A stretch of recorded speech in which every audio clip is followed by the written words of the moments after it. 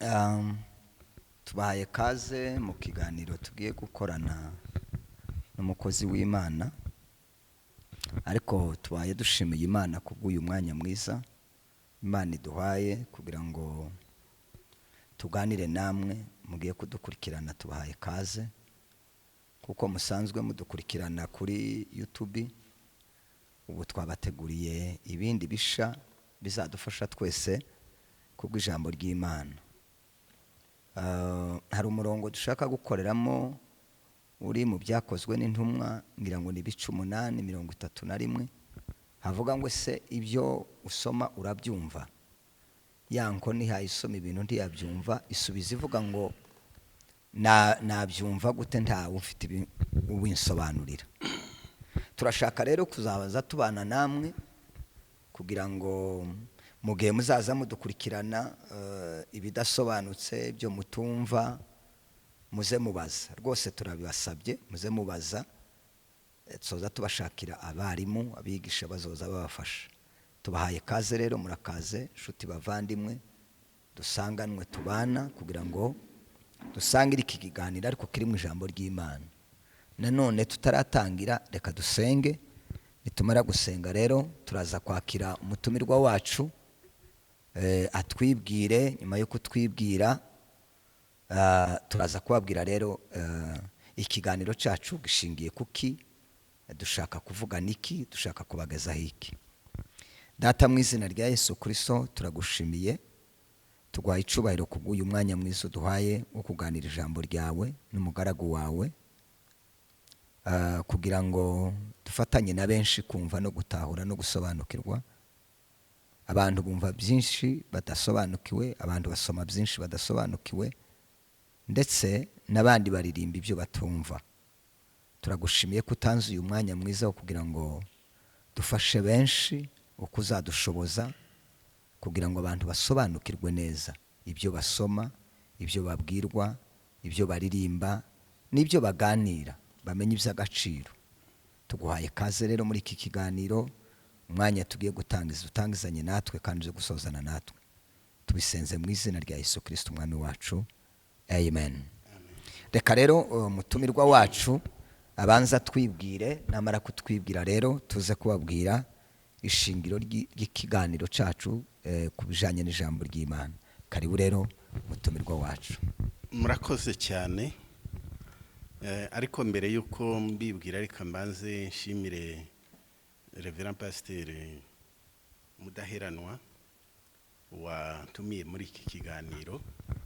Ibyo tuganira ni ijambo ry'Imana, musanzwe murizi, nta kindi gishasha tuzanyemo, ahubwo turashaka kugira ngo duhugurane kuko ijambo ry'Imana ribidusaba.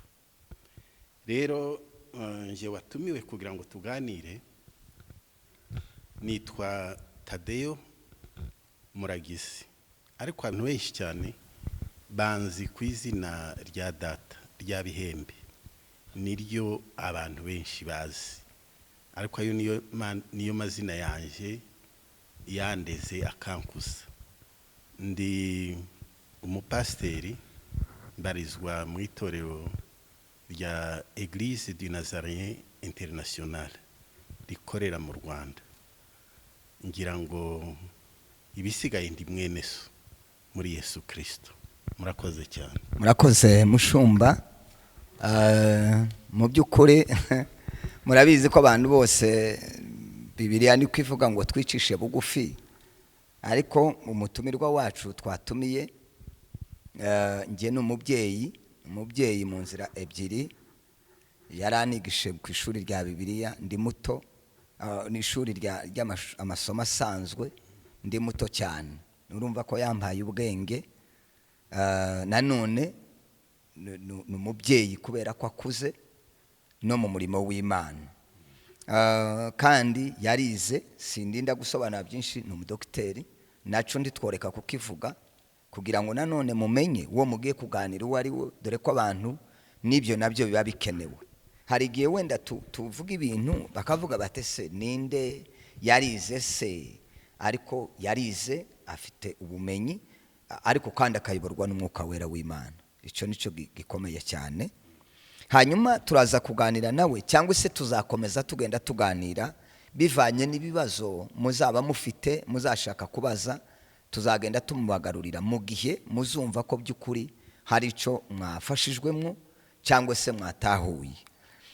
Isomo ryacu turi buze kuganiraho cyane tuza kwibandaho ni ikiganiro kiriho ubu nyine kijanye n'ubuntu bw'Imana.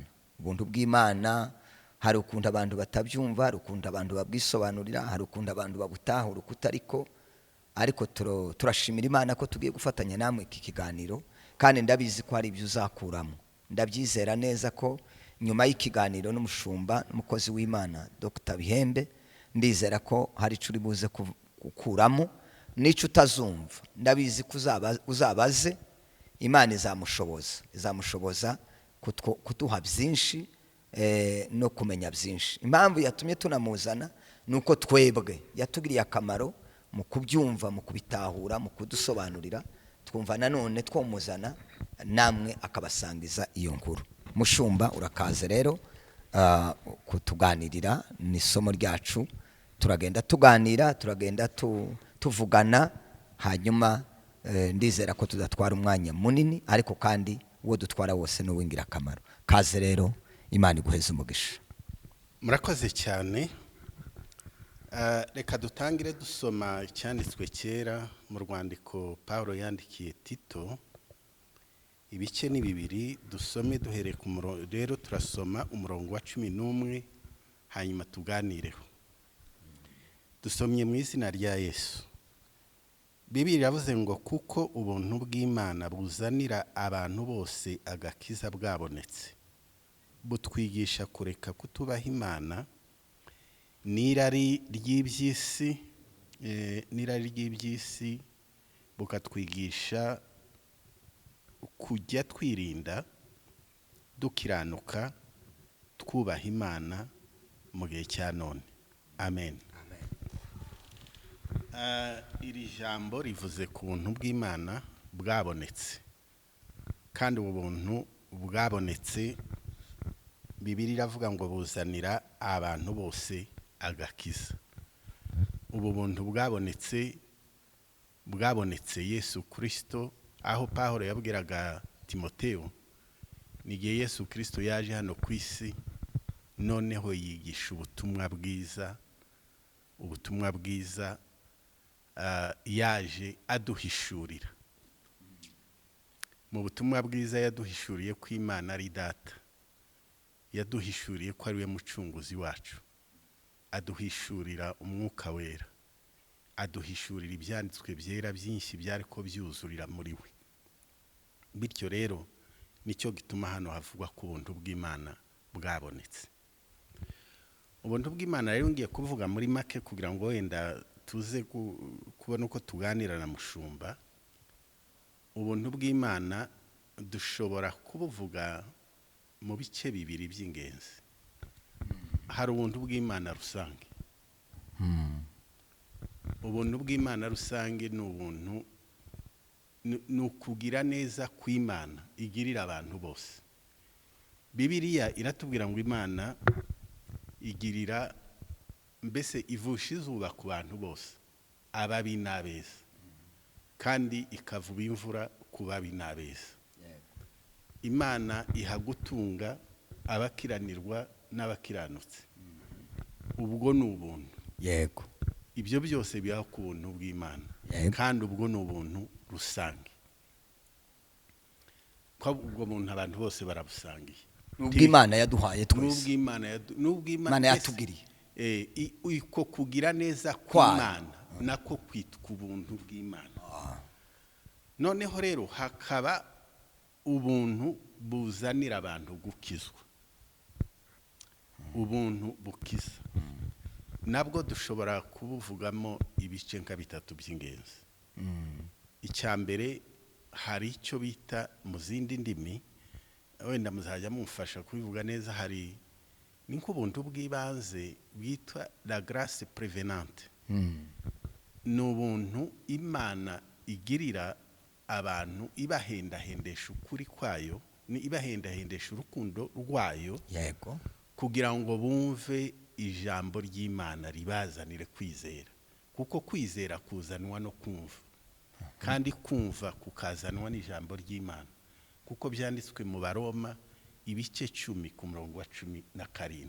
yego Kwizera kuzanwa no kumva, uko kugira ngo Imana iguhendahende mu rukundo rwayo ikuzane kugeza aho uza kumva ijambo ryayo, ni ubuntu bw'ibanze burya bita prevenante, ni ubuntu buguhesha imbaraga ziguteza intambwe kugira ngo uje kumva ijambo ry'Imana, uriho umwanya uritegere. yego Noneho rero iyo uritegere ukaryumva ugakizwa, iyo ukijijwe ubugira ubuntu bita la grâce justificative, ni ubuntu butsindishiriza. yego Utsindishirizwa nuko wahawe kwize, nuko wagize ukwizera, nabyo turaza kubivuga. yego Noneho ubwo buntu justificative ni ubuntu umuntu agirirwa iyo amaze kwakira Yesu Kristo nk'umwami n'umucunguzi, kuko Yeah. muri we hahita hakorwamo ibintu bine: arababarirwa, aratsindishirizwa, avuka ubwa kabiri, kandi yemerwa mu muryango w'Imana, aba adopte. amen Icya gatatu, Yego. iyo umuntu rero yamaze kugira ubwo buntu bumutsindishiriza, Bibiliya itwereka ko abagiye mu ruhande rw'Imana, abagiye mu ruhande rw'abantu bakunda Imana, mu ruhande rw'abantu bubaha Imana, mu ruhande rw'abantu bakurikira Imana, mu ruhande rw'abantu bakorera Imana, abagiye muri pozisiyo y'Imana. Icyo gihe rero ubwo buntu buri justificative bumushyira mu cyo bita la sanctification positionnelle, aba yejerejwe Imana kugira ngo akorere Imana ari muri pozisiyo y'Imana. Ariko rero umuntu ntakizwa ngo ahagarare muri iyo pozisiyo gusa, aza muri iyo pozisiyo ariko kugira ngo atangire urugendo rushya, yabaye icyaremwe gishya, yego kizagengwa n'amategeko mashya, kandi ayo mategeko mashya nayo arava ku Mana. Ayo mategeko kugira ngo azayagenderemo kandi azagira urugendo rwiza, aja mu ntambwe ya kabiri bita la sanctification progressive cyangwa pratique. Ni ukuvuga ngo umuntu atangira urugendo agiye mu buntu bita ko ari ubuntu sanctifiante, ni ubuntu bugenda bumweza, yego ava mu bwiza yinjira mu bundi bwiza. Ngira ngo nguhaye itandukaniro mu magambo make y'ubuntu. Ngira ngo nguhaye muri make itandukaniro uko abantu batandukanye ubuntu. Sinzi niba hari ikibazo, ariko wenda mbere yo kubaza, iri ni isomo rigari yego abantu bashobora kugarukaho, kuko hari aho tuzasanga ubuntu n'amategeko ese bijyana bite, biruzuzanya cyangwa biravuguruzanya. Hari aho tuzasanga ubuntu no gukiranuka yego bigenda bite. Hari aho tuzavuga ku buntu n'ukuri, nuko tukavuga no ku buntu no kwizera. Ibyo byose biri mu buntu bw'Imana. Sintekereza ko wenda mu kiganiro gito cy'iminota nk'iyi ibyo byose twabivugamo, kuko wavuze wenda tuzagenda tubigarukaho, ariko birava no ku bibazo uri bubaze. yego Murakoze dogiteri. Ngira ngo abadukurikirana murumva ko harimo ibintu byinshi, mwumvishe ubwo buntu avuze, kandi koko ni ibintu biri mu rujijo rw'abantu. Ese ubuntu bukorana n'amategeko? Murumva ko nabyo. Ese ubuntu bukorana gute no kwizera? Murumva ko dufite ibintu byinshi tugomba kuzahabwa, kandi tukamenya ukuri kw'ijambo ry'Imana. Hari ibyo yaravuze ngira ngo ntatahuye neza, umukozi w'Imana, n'ubu buntu waruvuze. Ariko nakoreka manze mbaza iki kibazo kugira ngo tugere kuri ibi. Hari ahantu nasomye mu mubwiriza,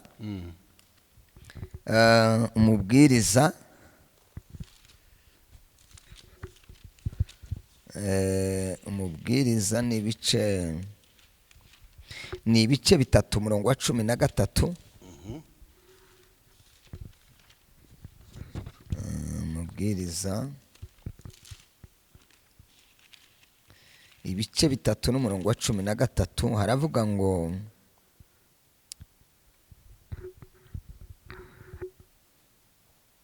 haravuga ngo kandi ko umuntu wese akwiriye kurya no kunywa no kunezezwa n'ibyiza by'imirimo ye yose kuko nabyo ari ubuntu bw'Imana. Dusomye kandi reka dusome n'iki cyanditswe nanone mbifatanye ku kibazo ngiye kubaza 5 n'umurongo wa 18. 5 n'umurongo wa 18 haravuga ngo kandi umuntu wese Imana yahaye ubutunzi n'ubukire ikamuha kubirya akiha umugabane we akanezezwa n'umurimo we, ibyo ni ubuntu bw'Imana. Noneho rero ikibazo nibaza ngira ngo nuko wabivuze nyine nanone uragenda uduha icamake ngenda nibaza rimwe na rimwe, ese ubu buntu buvugwa butuzanira agakiza cyangwa se reka mbaze gutya, ubuntu ko numva bwavuzwe cyane mu isezerano rishe bwahozeho ubuntu bw'Imana, kubera ko iyo urebye usanga ubuntu na Pawulo yagiye yandika ngo ubuntu bwa Kristo ngo bubane namwe, ubuntu bw'Imana bubane na. Ese ubu buntu buvugwa ha butandukanye n'ubuntu buvugwa mu isezerano rya kera? Nk'ibi bavuze ngo no kurya biva mu mirimo y'umuntu ngo ni ubuntu bw'Imana. Ese hari isano bifitanye n'ubu buntu bwo mu isezerano risha cyangwa ni bwa buntu wavuze rusange? Murakoze. Ibivugwa mu mubwiriza ibyo biri muri bwa buntu rusange. Yego. Imana igirira abantu bose neza, ibiremwa byayo kugira neza ko Imana ibagirira neza, nibyo byitwa ubuntu bw'Imana. Yego. Ariko nanone Imana uhereye kera kose yego yahoranye ubuntu. Yego. Ihorana imbabazi zayo n'impuhwe. Yego. Usomye wenda nko muri wenda niba dufiteho umwanya waturebera muri Zaburi. Yego. Zaburi y'116. Zaburi y'116.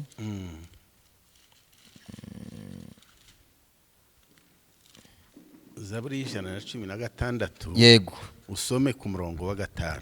Umurongo wa 5 haravuga ngo Uwiteka ni umunyambabazi kandi ni umukiranutsi, ni koko Imana yacu igira ibambe. Ni ukuvuga ngo ubuntu ni ibambe. Yego. Ibambe ni compassion. Yego. Mu zindi ndimi.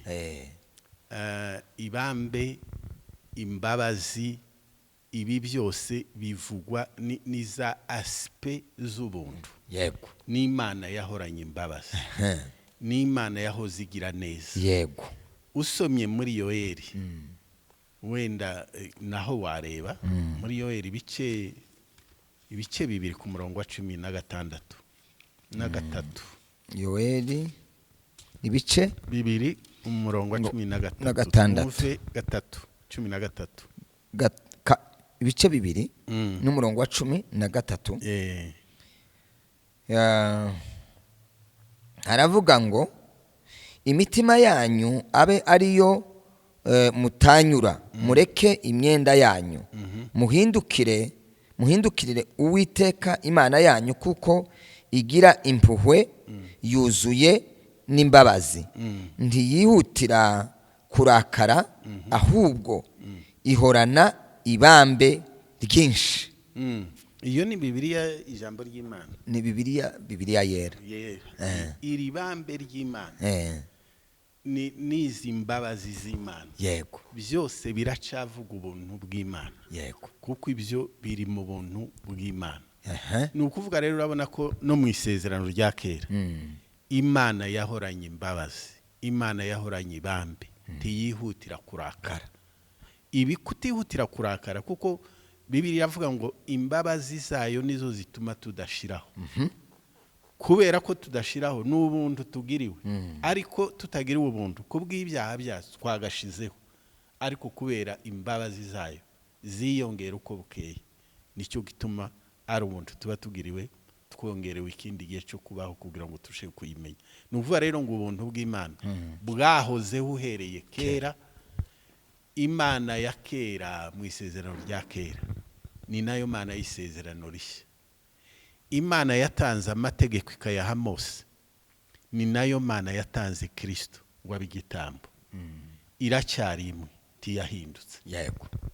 Akabazo k'amatsiko nagize, ariko ndidusoma muri Luka igice cya 2 n'umurongo wa 4 n'umurongo wa 40, n'Abagalatiya igice cya 1 n'umurongo wa 6.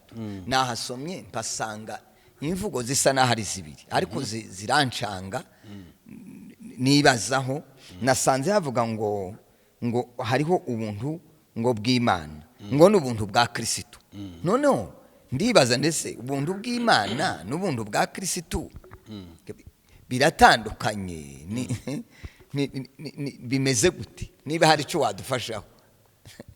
Noneho ubuntu bw'Imana buriya n'amategeko Imana yatanze, cyangwa dusome tuwasome wenda ni kubera umwanya dufite. Oya, nta umwanya, nta kibazo, reka mpasome kugira ngo wenda nibyo byarushaho uburyo ikibazo canje kitaza kusa naho kitasobanutse neza. Ariko buriya iyo umuntu asomye icanditswe gifasha umwarimu kumva neza icyo bishaka kuvuga. Nari mvuze ko ari ibice 2 n'umurongo wa 40 muri Luka.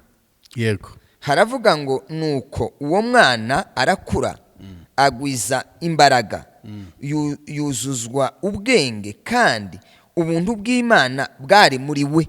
Yego. Noneho ndibaza ngo ubwo buntu bwari muri we, ngira ngo aho urahamva uraza kwadufasha. Noneho mbona gusoma Abagalatiya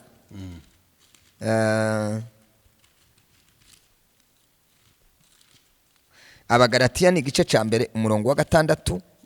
Haravuga ngo ndatangazwa nuko muvuye vuba,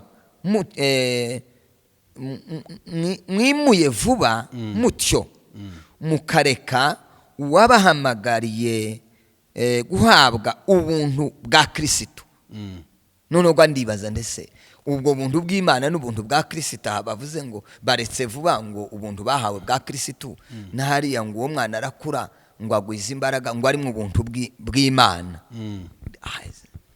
Okay, iyo tukavuga ngo ubuntu bw'Imana, tuba tuvuze umugisha Imana itanga. Yego. N'umugisha. Yesu yariho umugisha w'Imana. Yego. Imana ubwayo yahamije ngo uyu ni umwana wanje nkunda, mumwishimire, nkamwishimira, mumwumvire. Yego. Ni ukuvuga ngo ubuntu bw'Imana ni umugisha iha abantu batari bakwiye, ariko kuri Kristo we yarawukwiye kuko ni umwana w'Imana, nta cyaha yakoze. Yego. Yaje mu isi kandi aza ku bushake bwa se. Se niwe wamutumye. Yego. Aza kubikora. Kuba rero yarumviye se, yari kumwe n'umugisha wa se. Igikorwa yaragiye gukoramo yaragiye kugikora n'umugisha wa se. Hano muri sanse bivugwamo ni sanse y'umugisha w'Imana. Yego. Ubuntu bwa Kristo rero buvugwa mu Bagalatiya ni bwa buntu bukiza. Bugakiza abantu kubera ko bizeye ibikorwa Yesu yakoreye i Golgotha ku musaraba, iby'Imana yamutumye kuza gukora. Yego. Akaba yarabikoze. Noneho icyo gihe rero yabikoze, iyo abantu babyizeye bahabwa gukiza, bahabwa gukizwa. Kandi iyo bakijijwe batyo rero kubera ko babyizeye, baba bagiriwe bwa buntu bukiza. Ubu bwa Kristo rero n'ubwo buntu bukiza, mbese n'ubuntu butuma abantu babonera ubuzima, bakabonera agakiza muri Yesu Kristo iyo bamwizeye. Yego. Yego. Murakoze cyane. Yego. Ngira ngo wenda badukurikirana ko muragenda mutahura gato gato, ariko muzaza kumva byinshi. Ikindi kibazo nibajije, nza nibaza buri gihe, ni ikibazo nibaza muri iki gihe. Abantu bari mu kuvuga cyane ubuntu, njye nasanze bisa naho ubundi twari tuzi ubutatu bw'Imana Yego. ndi mu kubona hasa naho habayeho ubune uti kubera iki ndi mu kumva bavuga ntibavuga Imana cyane ntibavuge na Yesu ntibavuge n'umwuka bakavuga ubuntu none ngibaza ndetse ubuntu bwo baburuta uwabugize kuko abantu bibanda cyane ku buntu bagasiga nyir'ubuntu uwamize ubwo buntu icyo kibazo ndi mu kucibazaho kabiyoberwa ise habaye ubune bw'Imana kandi nari nzi ko ariho butatu sinzi icyo wadufasha cyane kuri icyo kibazo. Navuze ko Imana ntiyigeze ihinduka, yego iracyari yayindi mu butatu bwayo bwera, iracyari Imana, ntabwo Imana yigeze ihinduka. Nyine hari abantu mu gihe cya none iyo buriya Bibiliya ntiyivuguruza, ariko abantu bavuguruzanya bashingiye kuri Bibiliya bikurikiye kuri interpretation, yego cyangwa se uburyo basobanura. Noneho hari usobanura kubera ko abifitemo inyungu, akaba ari byo ashyiraho umukazo kuruta ibindi. Yego. Ariko ubuntu bw'Imana n'imbabazi z'Imana ntibitandukana. Buriya imbabazi z'Imana nizo zatumye Imana igirira abantu ubuntu. Yego. Ubuntu buva mu mbabazi, kuko imbabazi z'Imana bivuga ko Imana itaduhanye bikwiranye n'ibyo twakoze, nibyo byitwa imbabazi. Ni ukudahanwa bingana n'icyaha wakoze. Yego. Ariko ubuntu ni umugisha uhabwa utari ukwiye. Yego. Kandi uwo mugisha twawuhawe kubera imbabazi z'Imana. Imana yagize imbabazi. Rero niba umuntu ashobora gufata umugisha gusa ahabwa n'Imana akibagirwa Imana yakuye uwo mugisha mu mbabazi zayo, aba hari ikintu abagoretse. Ntabwo rero hagomba kuvugwa ubuntu kuruta nyirabwo, hagomba kuvugwa nyir'ubuntu hakavugwa n'ubuntu yatanze. Nuko niko byakagoye. Asante sana.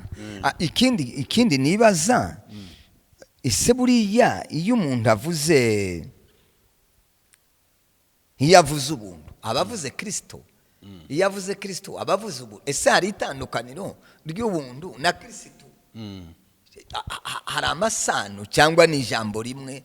Uvuze ubuntu umuntu akumva ko bavuze Kristo, cyangwa uvuze Kristo ukabuvuza ubuntu, hari aho bitandukaniye? Okay, ntabwo Kristo ari ubuntu. Nuko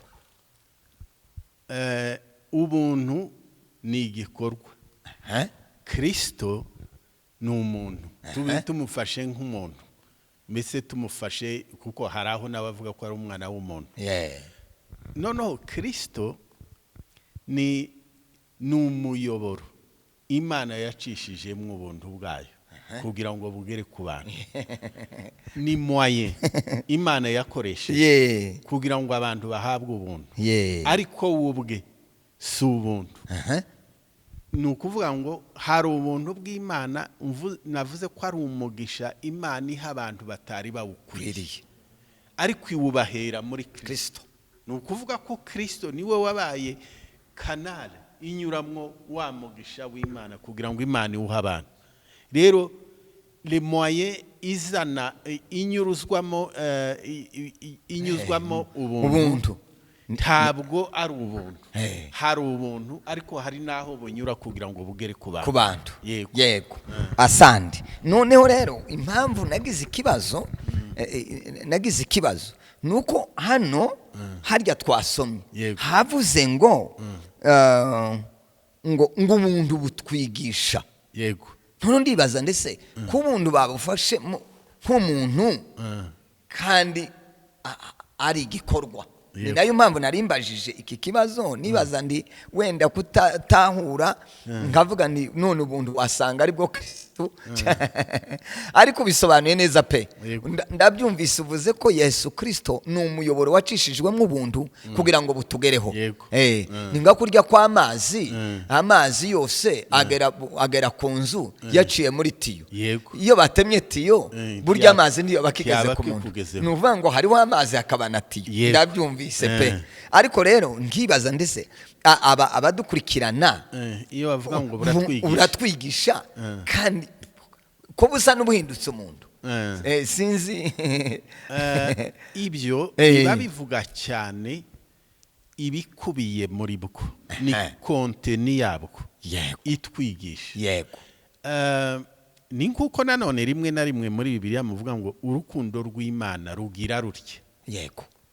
Ariko urwo rukundo si umuntu. Ni c'est un sentiment y'Imana. Yego. Ntabwo ari umuntu. Ariko konteni iri muri yo niyiba yakoze iyo mirimo. Ubu buntu nabwo ntabwo ari ubuntu buvuga ngo ni umuntu, ariko ni konteni iri mu buntu itwigisha ibyo dukwiriye gukora. Yego. Ntabwo rero ubuntu ari umuntu. Yego. Ariko ubuntu ni igikorwa cy'Imana, ni umugisha abantu bahawe w'Imana. Ariko muri uwo mugisha muri uwo mugisha harimwo ibintu uwo mugisha utwigisha. Asante. Ngira ngo nyine no bigarura no kuri iri jambo twari dutanze ni kurya bavugaga ngo amazi aca muri tiyo, ariko bakavuga ngo muri y'amazi ngo amazi atanga ubuzima. Yego. Ngira ngo none ni nk'ubwo ni nk'ibyo muri ayo mazi atanga ubuzima. Mu mazi harimo ibindi bintu by'ingenzi. Iyo bavuga ngo atanga ubuzima nuko muri yo harimo ibyo bita les sels minéraux n'ibindi bihesha umuntu ubuzima. Ibyo ngibyo rero biri muri konteni. Ntabwo bivuga ngo amazi yahindutse umuntu, ariko konteni yayo itanga ubuzima cyane rwose. Nicyo kimwe na hariya. None se Dr. reka mbaze iki kibazo kindi tukiraha. Dusome hano mu Bakorinto ba kabiri, urwandiko Paulo yandikiye Abakorinto ba kabiri ni ibice 8 n'umurongo wa 2. Ibice 8 umurongo wa 2 haravuga ngo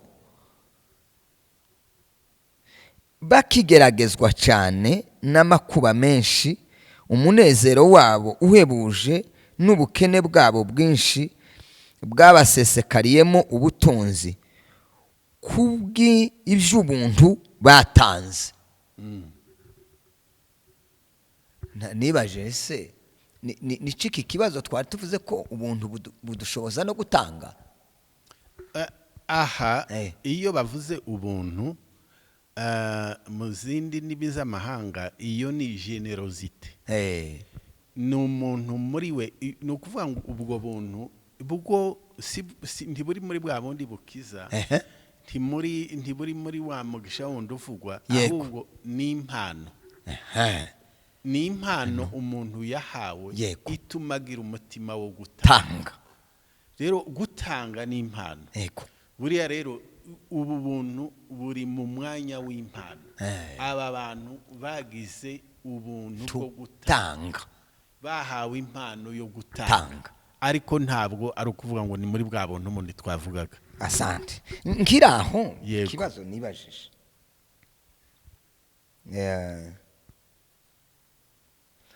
Ngo butwigisha kureka ibyaha.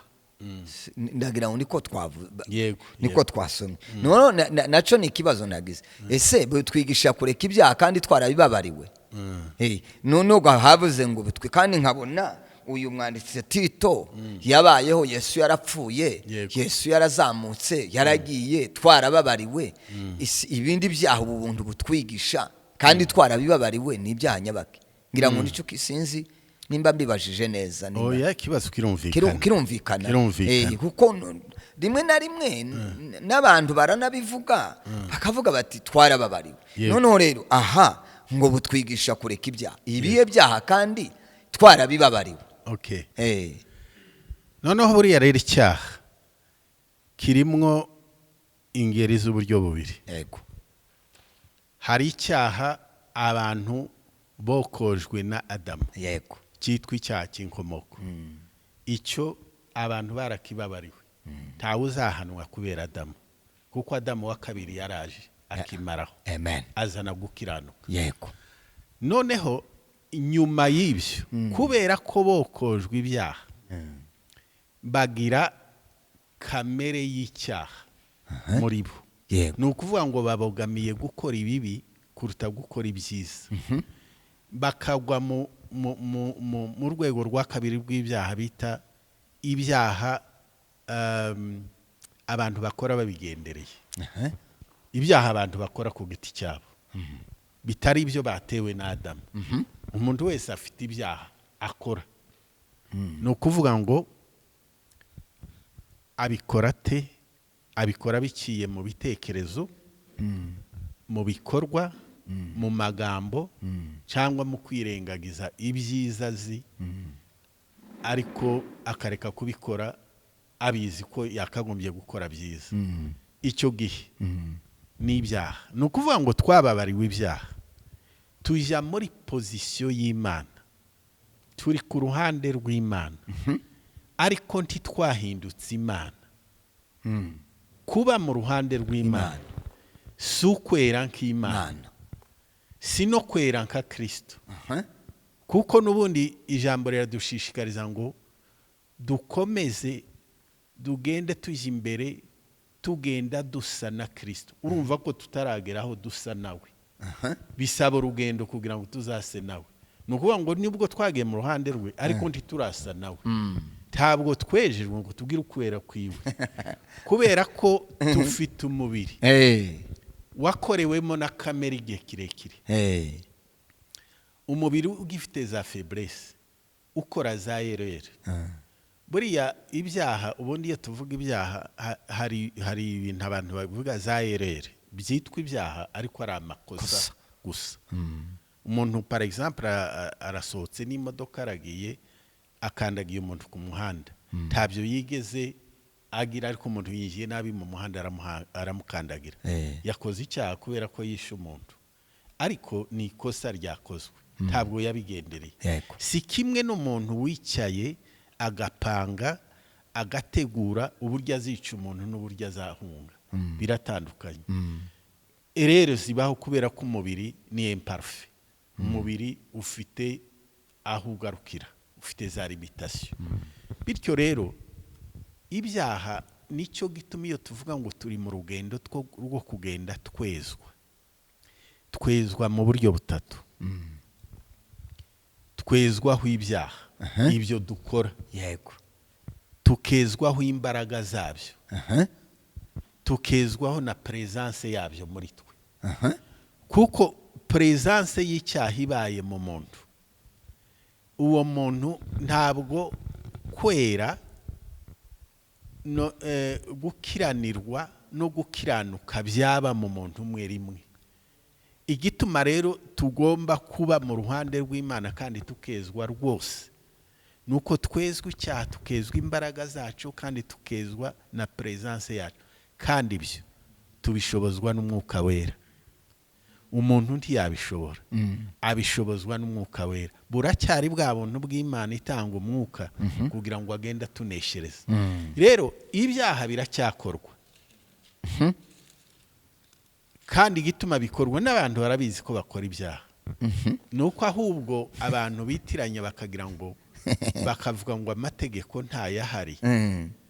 kandi isezerano rishya mu rwandiko rw'Abaheburayo ibice 8 ku murongo wa 10 byo bitubwira ko amategeko ahubwo yanditswe mu bwenge no mu mutima, yakuwe ku bisate by'amabuye aja mu mutima. ni ukuvuga ngo mu isezerano rishya igisabwa n'ukwera bihereye mu mutima bikazabona kugaragarira inyuma.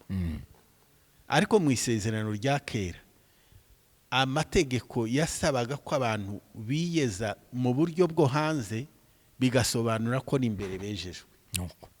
kuko bubahirizaga imihango yose itegetswe yagaragaraga nk'umukiranutsi. yego, kandi siko byari bimeze ku mutima. kubera ko Yesu yigeze abwira abafarisayo, arababwira ati ariko mwebwe mumeze nk'imva, imbere ziranuka ariko inyuma zisa neza. ni ukuvuga mwiyezesha amategeko hanze ariko imbere ari umunuko. yego, ni ukuvuga ngo rero ariko ubuntu bw'Imana bw'icyo busaba nicyo hahandi nakubwiye ngo ubuntu hatubwira ngo Yesu yazanye ubuntu n'ukuri. Ibi bintu ntibitandukana.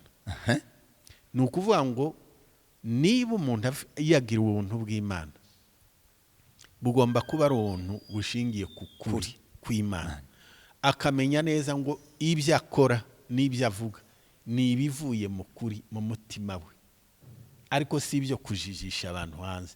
Mu isezerano rishya munsi y'ubuntu abantu ntibagira imigenzo bihishamo, ahubwo bagendera mu kuri kubasuzuma mu mitima kugira ngo bamenye ko bahagaze mu buntu neza. None nyine murakoze cyane, ndasa naho wenda abantu bagenda bumva tugenda dutahura, ariko se niki dushobora gufasha cyangwa se tiwemeranya n'abantu bavuga ngo twababariwe ibyaha kuva reka mvuga icyaha cya karande, ngo tubabarirwa n'ibyaha ngo tuzakora turimo turakora, ngo twababariwe n'ibyaha tuzakora.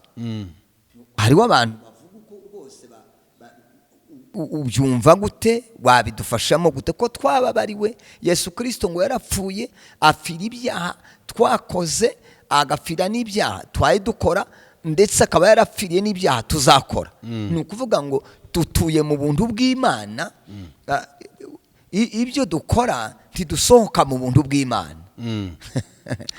Ibyo niki wabidufashamo? Wenda abantu hari ubwo bashobora kubyitiranya, ariko Yesu yaje ahuza abantu n'Imana, kubera ko hagati y'Imana n'abantu hari umworera munini utarashoboraga kwambukwa n'umuntu uwo ari we wose. Uwo mworera wari uteye ute? Imana irera cyane, nta kosa yashoboraga gukora ngo riyegereze abantu. Abantu ni abanyabyaha, nta cyiza bashoboraga gukora ngo kibegereze Imana. Bityo rero hagati yabo hari umworera. Nicyo cyatumye Kristo aba Imana aba n'umuntu, kugira ngo ahuze Imana n'abantu, aba ikiraro kiduhuza. Ibyaha rero bya none n'iby'igihe kizaza bibabarirwa ari uko abantu babyihannye, kuko ubu bashobora kwegera Imana. Mu rwandiko rwa mbere Yohana yanditse igice cya mbere ku murongo wa 9, hatubwira ngo umuntu niyihana ngo Imana niyo kwizerwa, izamubabarira kandi izamweza. Kubera ko noneho kwegera Imana birashoboka. Kera ntibyashobokaga, ariko kubera Yesu turayegera. Kubera rero ko tuyegera dushobora kwisaba imbabazi ikatubabarira. Icyo nicyo dushobora kuvuga ko mu gihe cya none turababarirwa, ariko tubabarirwa ariko tubisabiye imbabazi. Mu gihe kizaza tuzababarirwa kubera ko Yesu yabaye umuhuza w'Imana n'abantu. Abantu bashobora kwegera Imana. Ibyo ntibyashobokaga mbere ya Kristo, ariko noneho Kristo aje aba umuhuza w'Imana n'abantu, ndetse Bibiliya itubwira ko ari n'umuvugizi akituvugira mu ijuru. Kubera iyo mpamvu rero ibyaha bishobora kubabarirwa kubera ko abantu babyihannye, nk'uko Yohana yabyanditse, ni mwihana ibyaha byanyu, Imana niyo kwizerwa, izabababarira kandi beze. Ariko ubundi ndaciye mu byo uvuga, ubundi atuvugira iki ko mbangira ngo ibyo atuvugira? Buriya umuntu azafata umwavoka ngo aje kumuburanira kubera ko afite ibyaha. Noneho rero nibaza muri bwa buntu ko ngira ngo ni ukutuvuga meza gusa, hari ibyo atuvugira se ko hari ikibazo dufite? Kutuvuga meza nibyo atuvuga meza, avuga abo yacunguye, ariko nanone kuko nakubwiye twarejejwe, ariko ntitwageze ukwera nk'uko Imana, ntitwageze n'ukwera nk'uko kwa Kristo. Turacyakeneye gukura ngo tugere aho dusa nawe. Haracyakeneye kutuvuganira kugira ngo dukomeze gukura mu kwera, nkuko byanditse nanone Pawulo yandikira ab'i Tesalonika igice cya Abatesalonika ba mbere ibice 4 ku murongo wa 7 haratubwira ngo Imana ntiyaduhamagariye kwandura, amen, ariko yaduhamagariye kwezwa, amen, kandi ubwo nibwo bushake bw'Imana, yego, nuko twezwa. Yesu rero aracahendahenda kugira ngo twezwe, tugeraho dusa nawe, amen, tukure tugere mu gihagararo gishitse cy'igihagararo cya Kristo, tureke gukomeza kuba abana. Erega abantu nubwo bokizwa bashobora gukomeza kuba abana spirituel, ariko rero bagomba gukura bakagira maturité spirituelle, yego, bagakura bakageraho babyara abandi mu buryo bw'umwuka. Ubundi no mu buryo bw'umubiri, umuntu abyara umwana kugira ngo akamurera, ariko umwana yegera mu bigero nawe akubaka uwe muryango akabyara abandi. No mu buryo bw'umwuka ni kimwe. Imana yaducunguriye kugira ngo tuvuke mu buryo bw'umwuka, dukure mu buryo bw'umwuka, noneho tubyara abandi mu buryo bw'umwuka. Iyo tutabyara nta mbuto tuba turi kwerera Imana, tuba twaragwingiye, kandi ibyo ntibishimisha umubyeyi wese kubona umwana agwingiye. Yego. Ngira ngo wenda tugana ku musozo hari ijambo nasomye none ndibaza ngo siri rivugwa kuri bande. Petero wa 2 ni ibice 2 n'umurongo wa 21. Tukiya tugaruka kuri ibyo byo kubabarirwa koko n'ubuntu bw'Imana 21.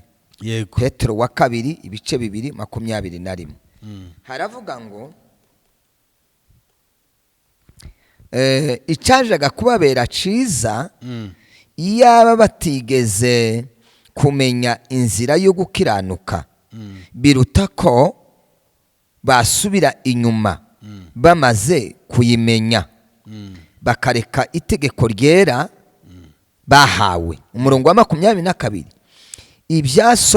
ibyabasohoyeho n'iby'uyu mugani w'ukuri ngo imbwa isubiye ku birutsi byayo, kandi ngo ingurube yuhagiwe isubiye kwigaragura mu byondo. Ingurube yuhagiwe. None ndibaza ndetse nyuma yo kugirirwa ubuntu, nyuma yo kwizera Yesu Kristo, ese aba bantu bavugwa ni umuntu uba warakijijwe cyangwa ni umuntu uba utarakizwa? Ese birashoboka ko umuntu wamaze gukizwa yasubira inyuma akitwa uku? Uyu mugani ni iki bashakaga kuvuga hano? Okay, iri jambo nyine abantu kubikurikiranye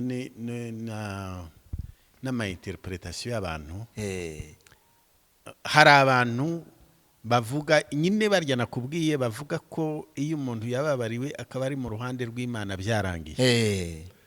Ariko iri jambo ni ijambo muri izi nzandiko, urwandiko rwa Petero, urwa Yakobo, urw'Abaheburayo, izi nzandiko n'inzandiko za Yohana zitwa inyandiko ziri universelle. Yego. Ariko kandi zandikirwaga abantu bakijijwe. Yego. Bakijijwe. Ntabwo zandikiwe abapagani. Ntabwo intumwa zandikiye abapagani. Zandikiye abantu bakijijwe. Yego. Kubera kwa kundi nyine ko abantu bashobora kwibeshya ngo bahagaze muri position y'Imana byose byararangiye. Ariko ijambo ry'Imana riravuga ngo titugomba mu rwandiko nyine rw'Abaheburayo ibice 6 uhereye ku murongo wa 1 havuga ko tudakwiye kuguma mu bya Kristo bya mbere. Yego. Ariko dukwiriye gukomeza. Kandi rero iyo ukomeza mu rugendo, ntabwo ari umurongo umwe, ntabwo ari kuri ligne droite. Yego. Harimo kuzamuka, harimo no kumanuka. Hari igihe umuntu agira intege, hari n'igihe ziba nke.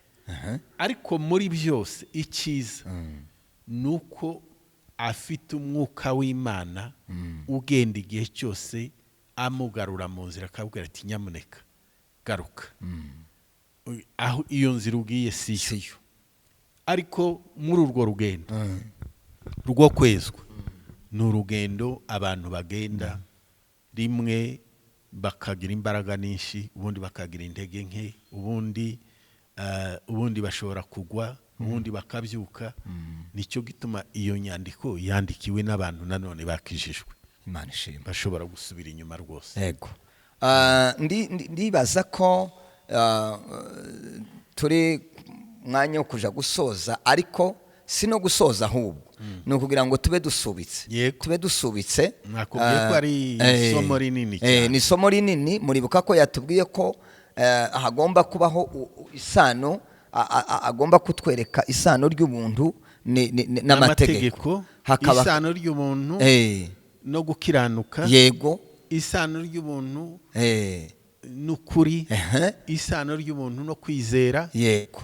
Biracyari byinshi. Urumva ko ibyo ni isomo rinini kandi ryiza, kandi bidusaba kuzongera gukomeza kubyumva. Ndizera ko hari ikintu twakuyemo njye ubwanjye ngenyine, ndumva harimo ibyo twakuyemo bidufasha. Kandi turashimira umutumirwa wacu. Imana iguheze umugisha, mushumba mukozi w'Imana, kudusangiza ijambo ry'Imana, kandi ndizera ko tuzakomezanya kugira ngo mubere umugisha benshi. Imana niba yarabahaye ijambo ikabaha gutahura no gusobanukirwa, ikabaha n'ubwo bumenyi, ni byiza. Bibiliya iravuga ngo twabiherewe ubuntu, natwe tubitangira ubuntu. Ubu nta mafaranga twaye dusaba, ariko nanone uko twabihawe natwe tugomba kubihabwa. Turagushimiye cyane kubwo gutanga uyu mwanya kugira ngo tubashe kugaburira abantu ijambo ry'Imana. Murakoze inshuti. Asante sana. Imana ibahe umugisha cyane. Amen. Ni ibyishimo byanje. Kandi mu by'ukuri icyo Imana ishoboza kumenya cyose, icyo ijambo rimbwira nkakimenya, niteguye kugisangira n'abandi. Kandi igihe cyose muzumva mushobora kuntumira ngo tuganire, yego, rwose mwumve mubohotse muzabikore. Murakoze cyane. Imana ibahe umugisha. Amen. Reka nanone dusoze dusenga, kuko twatangiye dusenga. Nanone turagusaba ngo udufashe gusenga, gusengera imitima y'aba bantu bose. Ndabizi ko dukurikiranwa n'abantu benshi ku migabane y'isi itandukanye, kugira ngo nanone ibi ngibi tubashe kuvugira ijambo ry'Imana, n'imbuto wabibye, n'imbuto utanze, kugira ngo nanone ibashe kumera mu mitima y'abantu. Karibu rero gusenga. Data ushobora byose, turagushimiye kuri Imana y'ukuri, izi byose, ishoboye byose, ibera hose rimwe, kandi iha abanyabwenge kumenya, igaha n'abazi kwitegereza, iha abanyabwenge ubwenge, igaha n'abazi kwitegereza kumenya. Utaduhaye ubumenyi ntaco twamenya. Nicyo gituma dusaba umwuka wawe wera. Iri jambo ni uzi kurisobanura neza uko bikwiye. Arisobanurire ababene data bose badukurikira, kandi ryera imbuto, rigwe mu butaka bwiza, kuko muri iki gihe hariho inyigisho z'uburyo bwinshi, ariko Bibiliya iratubwira ngo tube maso. Nicyo gituma dusaba ngo umwuka wera ahwezeshe amaso yacu, tubashe kureba no kumenya, kandi iri jambo rihabwa umugisha, abaryumva bahabwa umugisha, pasiteri wadutumiye ahabwa umugisha, abatekinisiye batumye iri jambo rigera ku bantu bose bahabwa umugisha. Icyubahiro cyose n'ubutware bikugarukire, n'amashimwe n'ikuzo ibihe byose, kuko ari we wikwiye, mu izina rya Yesu. Amen. Amen. Murakoze cyane. Gutaha turabatumiye, kandi uri wa kane wose soza tubacishirizaho ikiganiro kugira ngo dufatanye kumva ijambo ry'Imana. Murakoze.